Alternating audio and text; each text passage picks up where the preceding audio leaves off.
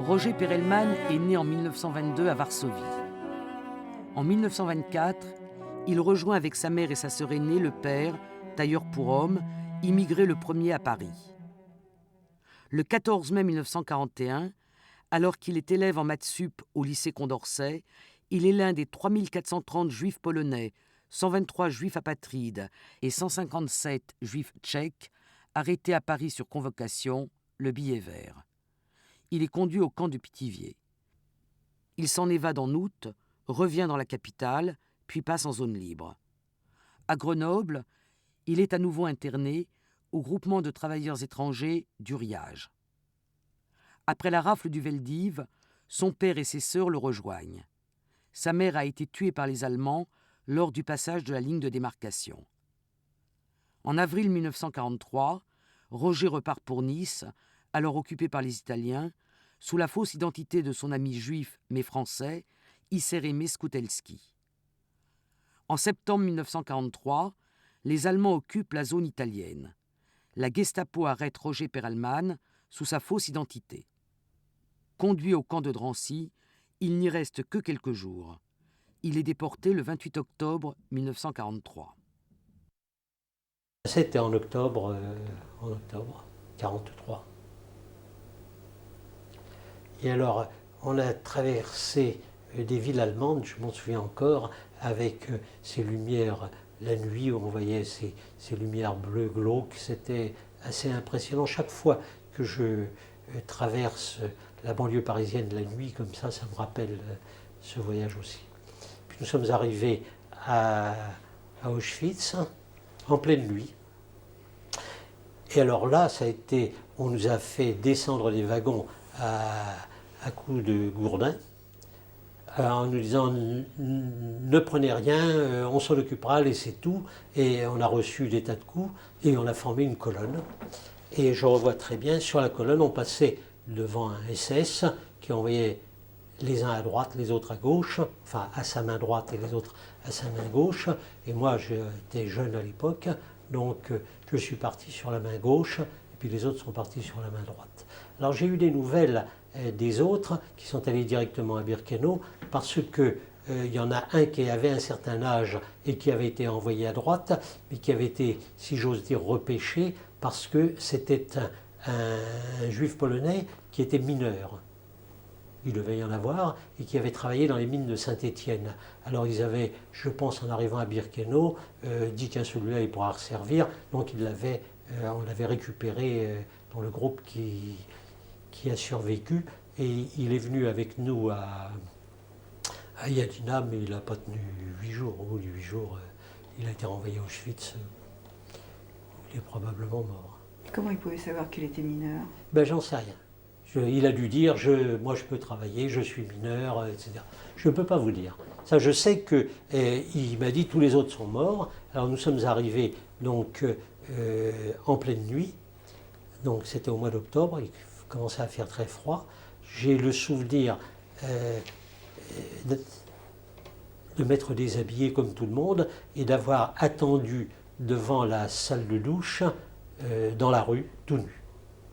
Puis il faisait je ne sais pas combien dans la nuit, comme ça, il devait bien faire au-dessous de 0, enfin probablement.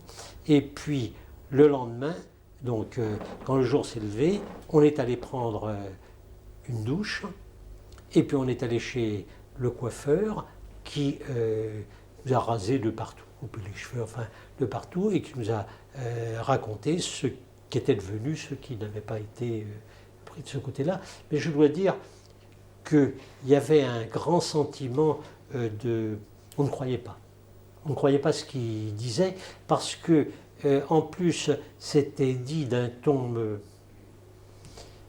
avec un certain détachement, comme si on racontait, je ne sais pas moi, la vie des fourmis ou des choses comme ça, comme si ce coiffeur, moi je me souviens très bien, n'avait pas été concerné par tout ça. Et puis ça paraissait tellement invraisemblable qu'on ne le croyait pas. Alors c'est ça qui me paraît quand même assez curieux dans, comment dirais-je, l'argumentation des révisionnistes, disant que les chambres à gaz n'existaient pas, que c'était une invention pour obtenir de l'argent comme réparation. Mais cette invention ne pouvait pas exister au moment où on nous la racontait. Il y a quelque chose qui, je ne sais pas si je m'exprime clairement. Oui, tout à fait. Oui. C'était parce que j'ai vu cet argument-là, je l'ai vu, disant c'est l'État d'Israël pour obtenir des réparations, etc. Mais à l'époque, il n'y avait pas de problème de réparation, or on nous le disait déjà à l'époque. Alors, à Yanina, si vous voulez, je ne sais pas ce que l'autre on peut vous dire, mais moi j'ai survécu à Yanina parce que j'avais, je crois, deux idées fortes en tête. Premièrement, ne jamais prendre de coups, essayer d'éviter les situations où on prend des coups. Et deuxièmement, ne pas me laisser aller à manger des épluchures, des ordures, etc. Parce que j'avais vu que ceux qui allaient ramasser des ordures, des épluchures, etc., avaient la diarrhée et mouraient rapidement. Donc ça a été mes deux idées et forces. Et puis j'ai gardé le sentiment de ça, d'avoir vécu en hibernation. C'est-à-dire ne pensant à rien, casser de ces choses-là, ne pas prendre de coups, ne pas me laisser aller. C'est-à-dire ne pas me laisser aller, ne pas manger n'importe quoi, me laver régulièrement, etc. J'ai gardé une espèce pas de haine, mais de non-amour de la période de Noël, parce que je me souviens que le premier Noël que j'ai passé, le second Noël d'ailleurs, on passait devant les maisons des mineurs polonais où on voyait les gens qui riaient, il y avait un sapin, la famille était réunie, etc. Et nous, on allait à la mine en sabot, le ventre creux, c'était de voir cette différence entre la vie du civil, qui n'était sûrement pas facile pour eux non plus d'ailleurs, et notre vie, et d'autre part l'enfer qu'il y avait dans le camp et la quiétude qu'il y avait à l'extérieur du camp, notamment on voyait 2-3 vaches de temps en temps, qui paraissaient tout à fait tranquilles, enfin, cette espèce de juxtaposition de l'enfer qui était le camp, parce que c'était vraiment un enfer permanent, et de la tranquillité environnante, que l'on voyait, puisqu'on n'était pas séparés par des murs, séparés par des barbelés. Et dans la journée, donc toi tu travaillais de quelle heure? Alors moi je travaillais la nuit, on arrivait le matin, on prenait une douche, et puis on allait dormir, on était réveillé vers 4 heures je crois, on nous donnait un bol de soupe, et puis on redormait un petit peu, on nous réveillait, je ne sais plus à quelle heure, 7 heures, 8 heures, et puis on repartait. Le matin en arrivant, on buvait un café. Et on vous fichait la paix à l'intérieur du camp ou pas?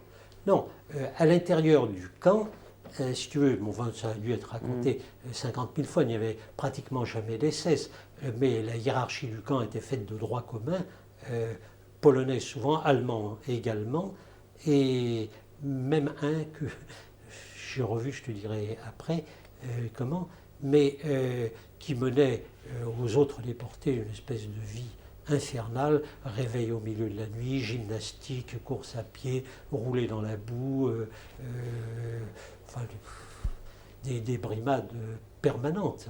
On vivait dans la terreur permanente dès qu'on voyait un capot, sans parler de Lagerteste. Lagerteste, c'était un droit commun allemand qui était le prototype de l'assassin borné, enfin, tu vois. Et il en avait la tête, et quand on le voyait à 100 mètres, on filait pour... Parce que quand tu passais à côté de lui, tu étais sûr de recevoir des coups. Ça ne posait aucun problème. Il trouvait toujours quelque chose à te reprocher. Donc, non, la vie à l'intérieur du camp était une espèce d'enfer permanent, mais c'est comme tous les enfers, on finit par composer et vivre avec. J'ai gardé de souvenir des sélections qui étaient des choses dramatiques, où les gens, d'abord, on était tout nus sur la place d'Appel, par moins 10, moins 15, et puis le type passait, toi, et les gens, pour éviter d'être sélectionnés, se faisaient frotter les joues pour être un petit peu rouge, faisait, je sais, gonfler, enfin, je ne sais pas quoi. C'était les sélections étaient des moments d'angoisse épouvantables, et je n'ai pas le souvenir que des gens aient été soulagés d'avoir été sélectionnés en se disant enfin c'est fini. Hein, je n'ai pas le souvenir, il y en avait probablement. Et un des souvenirs également épouvantables, c'était les appels. Et je me souviendrai toujours, c'est anecdotique, les appels, ça durait un temps fou, on était épuisés, il y avait l'appel, on était debout, et il fallait enlever son chapeau, Mützen ab, comme on disait, il fallait que tout le monde tape sur la cuisse en même temps, il ne voulait entendre qu'un seul bruit, et non pas plusieurs. Et alors, j'ai gardé le souvenir, comme ça, d'une arrivée de juifs français, d'un convoi qui était arrivé chez nous, et puis à l'appel, il y a un type qui est sorti du rang, qui s'appelait Dreyfus, qui s'est adressé au SS qui était là, en lui disant « Je suis capitaine de l'armée française, je n'admets pas qu'on me parle sur ce ton. » Alors il y a eu un silence d'abord, puis une espèce de rire qui a monté de l'ensemble des déportés, parce que ça paraissait tellement incongru, cette réflexion dans ces choses-là. Et d'ailleurs, il n'est pas resté longtemps. Le lendemain, il a été renvoyé à Auschwitz, probablement comme forte tête, et il a dû disparaître rapidement.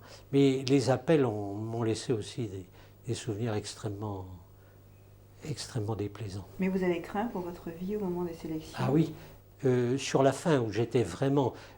j'ai pas craint tellement pour ma vie, c'est assez curieux parce qu'on ne se projetait pas dans des étapes ultérieures. J'ai craint d'être sélectionné.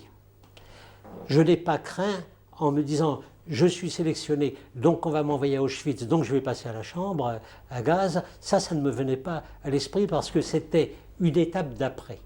Je ne sais pas si...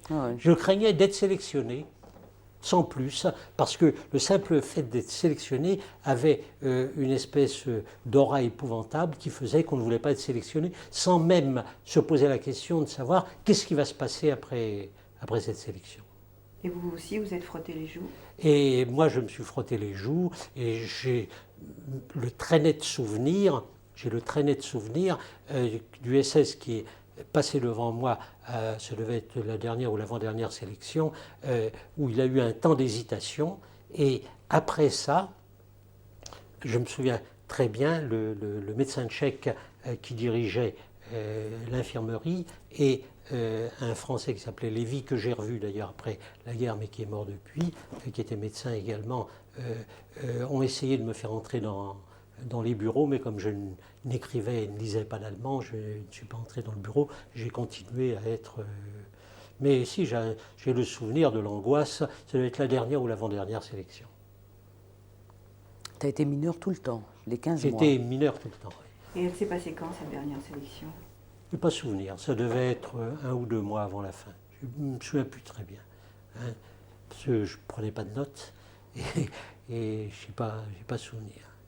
Alors donc, le 18 janvier, on nous a dit, tout le monde s'en va. Il y avait un petit peu d'agitation déjà, on entendait le canon d'ailleurs.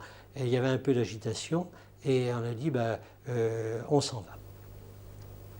Alors le 18 janvier, donc, on est parti à pied et on a marché toute la journée.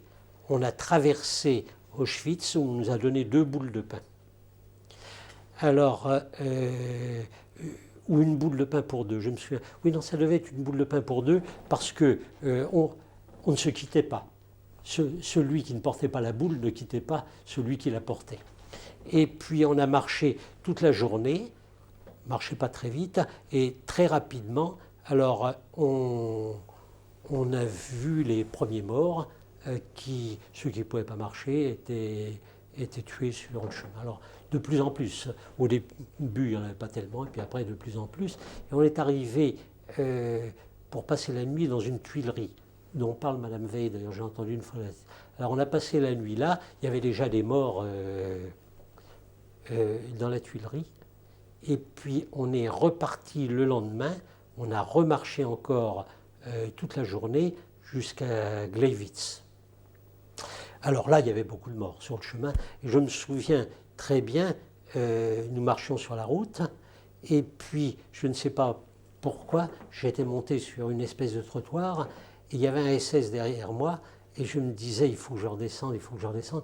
Mais j'avais perdu l'initiative, vous voyez. J'étais là, je continuais, jusqu'à ce que j'ai reçu un coup de pied derrière qui m'a remis dans le droit chemin, c'est-à-dire sur la rue. Et quand nous traversions ces villages, on voyait les gens qui étaient aux fenêtres, qui étaient dans l'ensemble soit des Polonais, soit des Volksdeutschen, vous voyez, des gens du peuple allemand. Je n'ai pas eu le sentiment qu'il y avait une animosité sur leur visage. Le souvenir que j'en ai est plutôt celui d'un étonnement de voir cette humanité que nous étions et qui marchait, habillée comme nous étions, entraînant les pieds, doucement, encadrés par des SS et des droits communs. Et les gens qui regardaient par leurs fenêtres, j'ai eu plutôt le sentiment qu'ils avaient une vision apocalyptique de la fin du monde, plus qu'une haine particulière à notre égard, ou une agressivité à notre égard. Je ne sais pas si d'autres qui ont fait cette marche ont eu ce sentiment-là. J'ai pas eu le... Si vous voyez, ça a été mon sentiment à l'époque. Alors nous sommes arrivés à Gleiwitz, ou alors Gleiwitz, des gens venaient de tas de camps, c'était une espèce d'immense maelstrom là-bas, du bruit, des cris, enfin épouvantable, les gens avaient faim. Alors, il y en a qui sont allés vers la cuisine pour essayer de ramasser les pommes de terre. Les SS qui étaient sur les miradors ont tiré, en ont tué je ne sais pas combien. Les gens n'allaient plus. Et puis, finalement, il fallait dormir. Et à ce moment-là, il y a une chose qui m'a paru suspecte, c'est que les droits communs allemands étaient armés. On leur avait donné des armes, les SS leur avaient donné des armes, ils étaient armés, et nous sommes arrivés dans une grande forêt. Mais moi, je ne suis pas entré dans la forêt parce que j'ai vu que les SS et les droits communs se sont retournés sur la colonne et fusillaient tout le monde. Alors, je ne suis pas entré dans la forêt voyant ça, et avec 5-6 autres, on est parti en courant. Alors, on a couru. Je me souviens, j'ai eu de la diarrhée, même à ce moment-là, je me suis arrêté. Et puis, on a couru, et puis, on a vu des paysans, et on s'est adressé à un paysan, il a dit non mais venez, entrez. Alors on s'est retrouvés, je ne sais pas combien, 7, 8, 10, chez ce paysan qui nous a donné un petit truc à manger, mais qui avait prévenu les SA de notre présence. Les SS, ouais. SS. Non, c'était des SA, des C'est sections ça. d'assaut, Tiens, en brun ouais. du pays. Et qui les avait prévenus qu'ils devaient faire une espèce de gendarmerie ou je ne sais pas quoi, et qui est venu nous cueillir avec une mitraillette. Il était seul d'ailleurs. Alors il est venu nous cueillir avec une mitraillette, et puis nous sommes partis à la queue leu l'un derrière l'autre, et lui derrière nous avec sa mitraillette. Alors le souvenir que j'ai gardé aussi de ça, je m'en souviens encore très très bien, nous marchions vers la sortie du village, on est passé sur un pont. Et au milieu du pont, il y avait une mitrailleuse. Et alors, quand nous sommes passés à côté de la mitrailleuse, tout le monde a eu le sentiment que le SS allait s'arrêter à la mitrailleuse et nous fusiller dans le dos. Donc, les gens couraient pour se mettre devant les autres, pour qu'il y en ait derrière qui... Vous voyez, pour que ce soit ceux qui sont derrière qui reçoivent les balles et qui puissent se tirer à ce moment-là. Mais le SS n'a pas tiré, et on nous a emmenés dans une prison, quelque chose.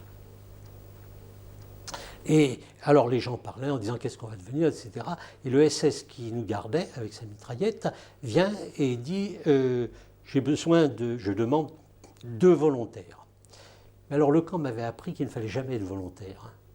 Pour quoi que ce soit, je n'ai jamais été volontaire, et ça m'est toujours resté. Si vous voulez, j'ai tiré de la vie du camp 2 enseignements importants. Premièrement, de ne jamais être volontaire. Deuxièmement, d'être toujours près de la porte, ou au pire près d'une fenêtre dont on puisse passer. Donc, alors, il y en a 2 qui y vont. Il les mène devant la porte de la pièce, là, de la salle où nous étions. Il les fusille, et il revient. Il dit, je demande 2 autres volontaires. Alors, il y en a deux autres il les fusille. Et puis, au bout de 6 ou 8, je ne me souviens plus personne ne voulait être volontaire. Alors, il a dit, vous êtes tous responsables de la guerre, je vais vous fusiller. Alors, il y avait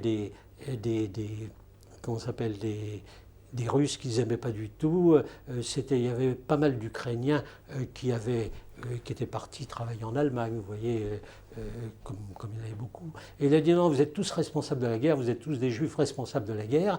Et puis il est venu, alors on était allongés, et il nous a arrosé de ses balles. C'est là que j'ai reçu une balle, alors c'était comme ça, j'ai reçu une balle qui est entrée là et qui est sortie comme ça. Vous voyez.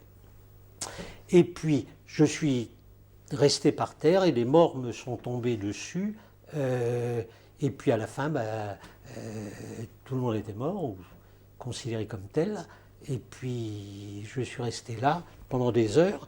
Et le soir, vers, je ne sais pas moi, 10 heures du soir, il y a un groupe de Polonais, enfin de gens qui parlaient polonais, donc je suppose que ce sont des Polonais, un groupe de Polonais qui est arrivé et qui, en riant, en chantant, gai comme tout, ramassant les morts et les jetant dans une charrette.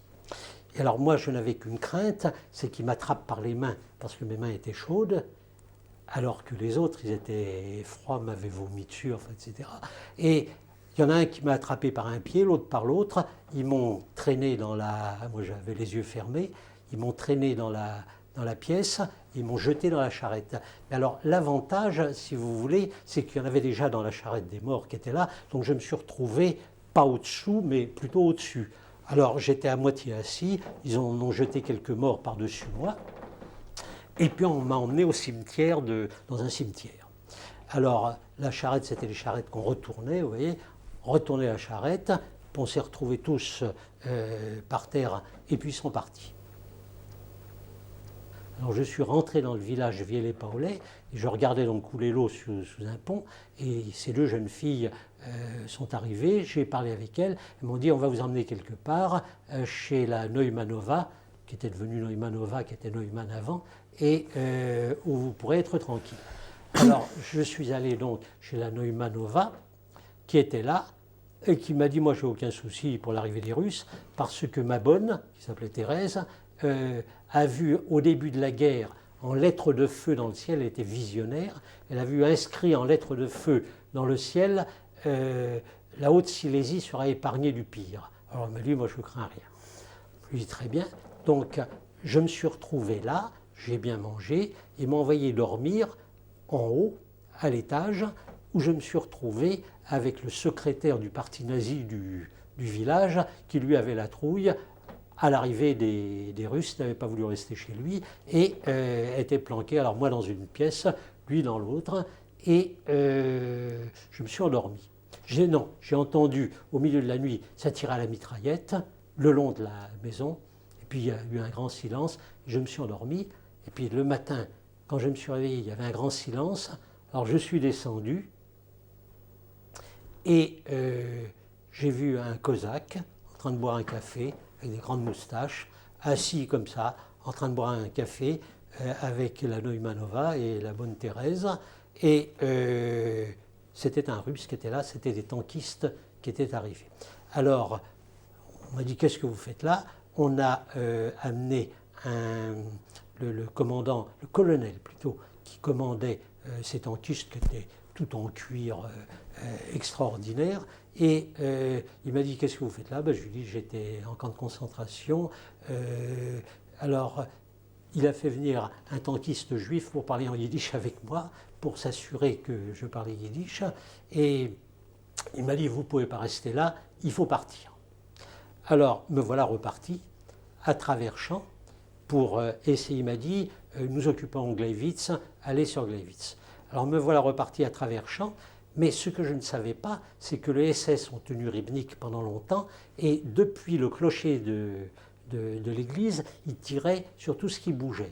Alors moi, je marchais tranquillement, quand j'ai reçu une balle qui m'a éraflé le sein droit, et une autre qui m'a éraflé la fesse gauche.